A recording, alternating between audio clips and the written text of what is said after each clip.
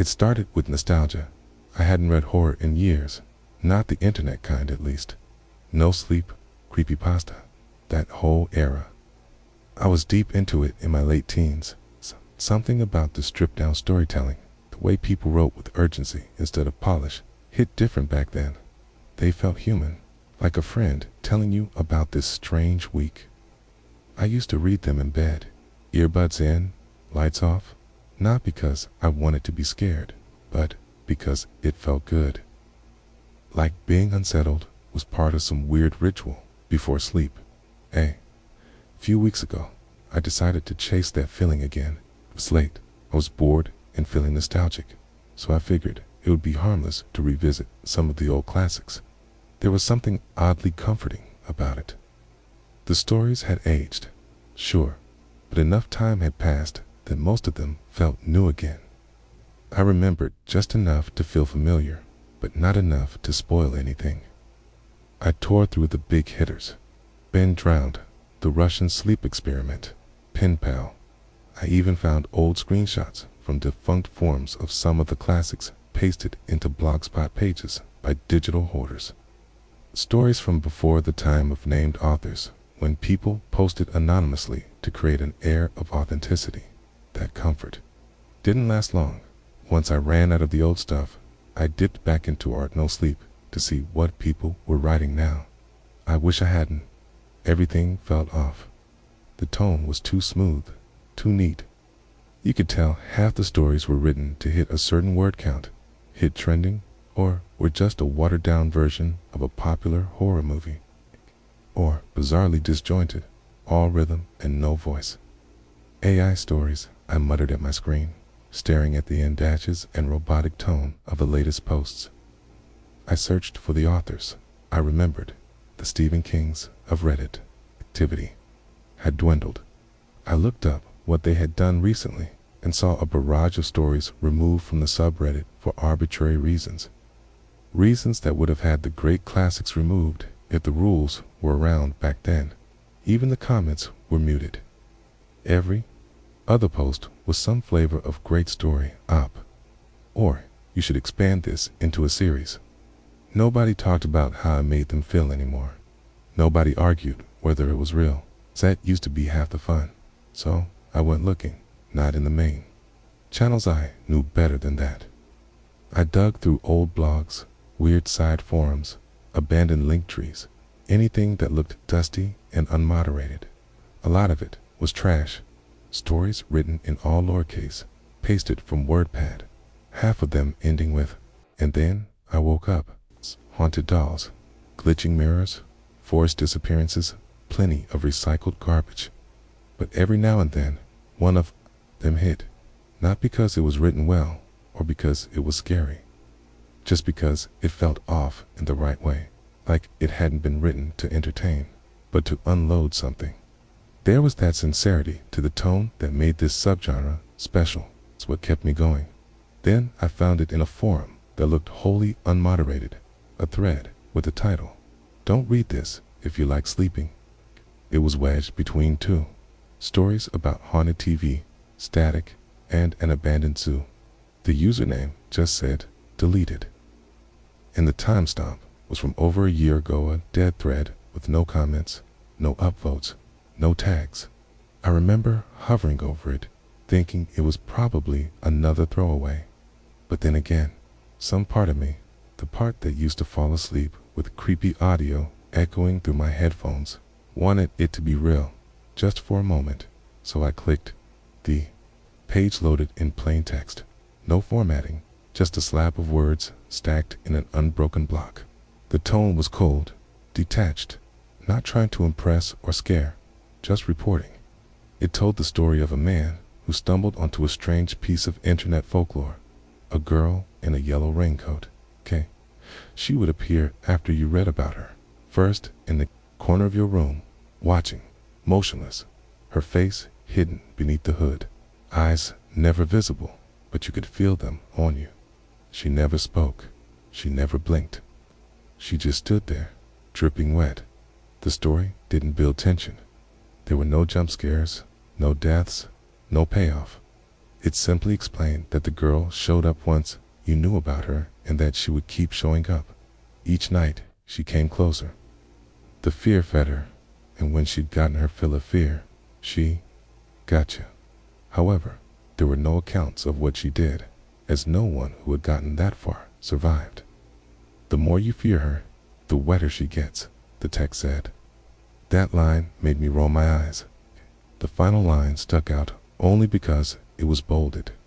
If you reach 3:41 a.m. and she's at the foot of your bed, it's already too late. I snorted.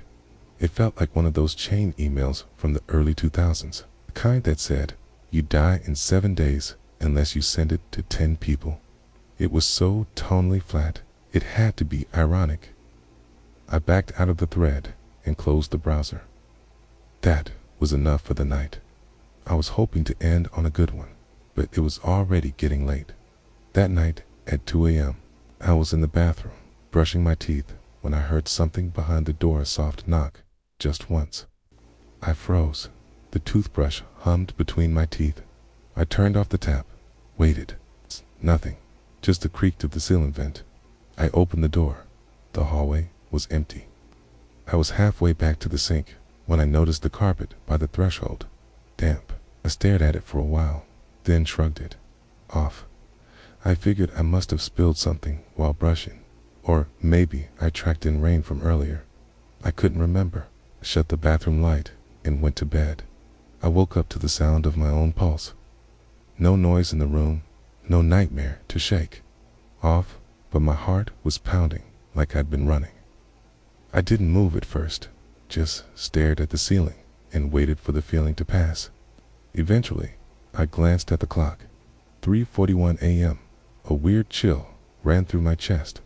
What were the odds? If 1,000,000 people read that story, at least one was bound to wake up and see that time, and I just happened to be that one. That was the only way I could explain the coincidence. I sat up slowly, eyes adjusting to the dark. The room was still, no creaks, no humming electronics, no cars outside, just silence. But I felt watched, not scared exactly, more unsettled, the kind of discomfort you feel when someone's reading over your shoulder. I didn't see anything out of place. The window blinds were shut. The door was cracked open. Nothing stood in the corner. But the carpet by the door was wet again. I got up and checked it, running my hand across the fibers. Damp. No question not. Enough for a leak. Just enough to feel wrong. Back in bed, I pulled my laptop over and opened the browser. The forum was still up, still ugly, still ancient. I went to the thread. It was there, still titled, "Don't read this if you like sleeping." No comments, no upvotes, nothing added since I clicked it. I checked the user profile, deleted. No way to send a message. I checked the mod list, but there was only one listed, and they hadn't been on about as long as the dead thread I had read. Still, I made an account and posted a reply to the thread. Was this a joke? Anyone else read this? Few minutes passed with nothing. I refreshed once, twice. On the third refresh, I gave up hope. The forum was barely active, as is. Tia, get an instant reply would be unlikely, let alone from an old thread that wasn't noticed. At some point, I drifted off. I don't know how long I was asleep, but something pulled me out of it, a feeling, sharp and immediate. My eyes opened and went straight to the corner of the room. She was standing there, small, motionless. The yellow raincoat clung to her in wet folds. Her hood was up. I couldn't see her face, just the shape of it, tucked deep in the shadow. Her head was tilted slightly, not naturally, just enough to feel wrong. She didn't move, screamed, and snapped the light on her. The corner was empty, just an impression on the carpet, a dark shape in the fibers where water had soaked through. The next few nights were a blur of broken sleep and mounting dread. She always came at the edge of waking, in that space where the room feels too still. The first night after the scream, she stayed by the door, same place, yellow raincoat, soaked sleeves, hood pulled low, no face visible. The next night, she stood in the corner, closer, still silent, still unmoving. I kept the lights on, slept in shifts, slept during the day, but each time I opened my eyes, she was a little nearer. I stopped screaming, but adrenaline kicked in. Each time, by the third night, she waited in front of my closet. This time, I could see more of her. Her raincoat was old, still whole, but weathered in a way that felt impossible from normal use. The plastic was bubbled and misshapen in places, stained with dirt and streaks of something black. Her arms hung stiff at her sides, fingers barely visible beneath her cuffs. The water pooled under her bare feet now, even though the hard wood should have soaked it up. She never moved while I was looking at her, and she never showed up on camera. I tried to catch her with phone recordings, laptop, webcam, and even an old handheld I found in storage. Nothing. The footage was clean every time, but reflections. That was different. I first noticed it in the bathroom. There was nothing behind me when I turned, but in the mirror, a figure filled the hallway, skirting the edge of the bathroom light. I backed out slowly, never turning my head. After that, the mirror stayed covered. I stopped trying to reason through it and started researching. If this was a curse, I wanted to know how deep it went. If it wasn't, I needed to know the rules. The forum was a dead end, but I dug deeper. Archived blogs, dead web rings, screenshot compilations from old horror spaces. I started pulling from sites that hadn't been touched in over a decade, Usenet threads, live journal entries, MySpace bulletins, even BBS message dumps. C was there, always the same pattern. A story, a sighting, then nothing from the poster ever again. Most were deleted, missing context, or scrubbed clean by spam bots. But one entry stood out, dated 2006. A user named Lock Jamail had written a short post titled Narrative Leech. It said, "She's a parasite that spreads through narrative. Once you learn her, she learns you back.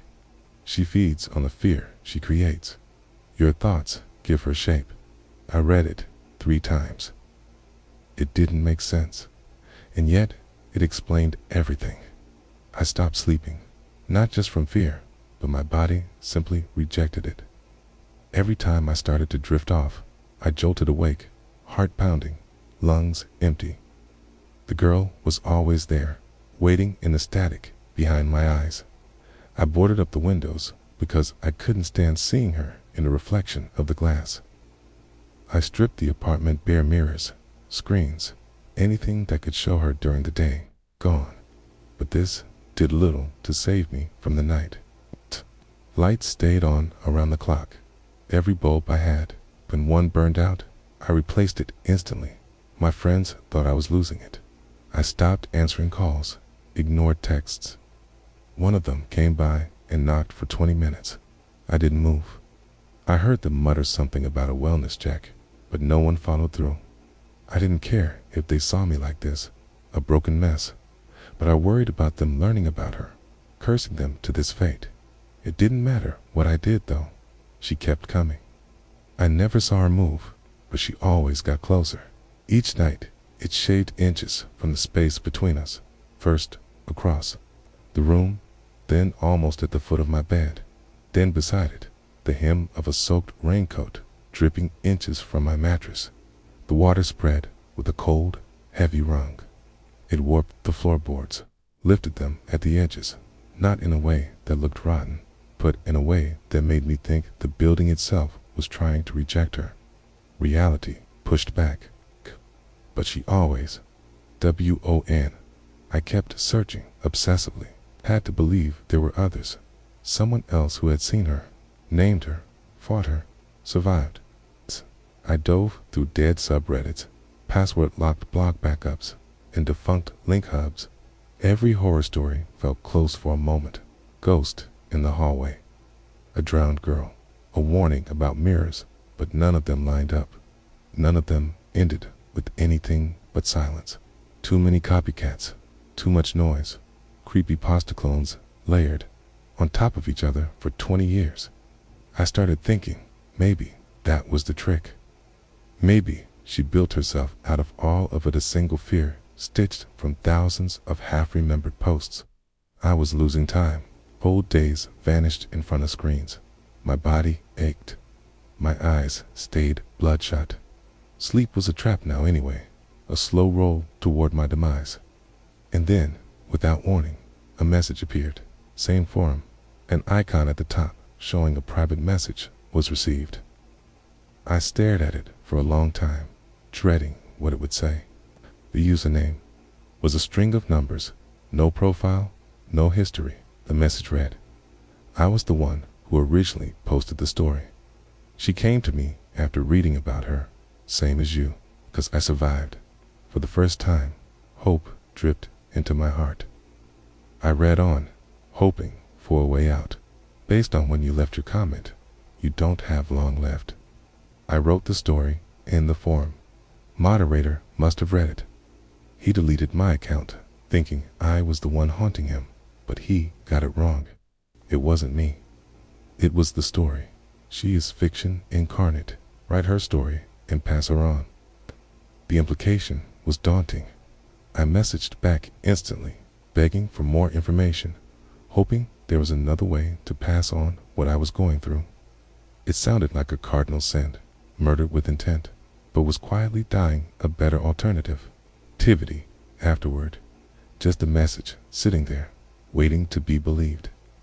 I sat back from my screen. For the first time in weeks, I wasn't just reacting. I was thinking, not just about what she was, but about what I could do. This wasn't about surviving the night knot anymore. This was about ending it. The decision sat on my chest, heavier than any nightmare she ever brought. I had the message. I had the rules. I knew what had to happen. Still, I hesitated. If I posted this, if I wrote it clearly, if I told her story right, someone would read it. Someone would think about her, imagine her, picture the yellow raincoat, the water, the way she stands so still with her face tucked deep into the dark. And that would be enough. They wouldn't mean to invite her in. They'd just be reading a scary story before bed, chasing the same rush I once loved. But she'd come, and I'd be free. I sat at the desk for hours. The apartment around me was silent, lights dimmed to a soft amber glow. My body was shaking, but not from fear, from the weight of the decision. I had written every word carefully. The thread was ready. Every detail was here.